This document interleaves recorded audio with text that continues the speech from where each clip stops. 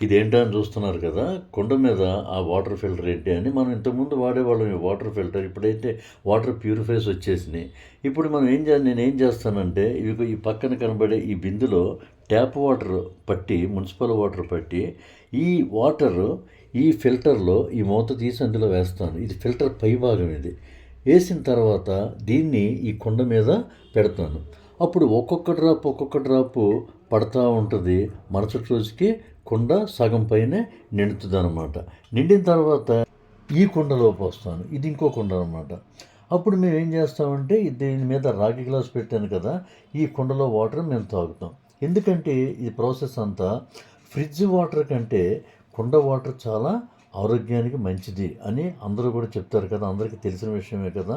అందుకే మేము ఎప్పుడు కూడా ఫ్రిడ్జ్లో బాటిల్స్ కూడా పెట్టాం, కుండ వాటర్ మాత్రమే తాగుతాం. ఇది మీరు కూడా పాటించండి.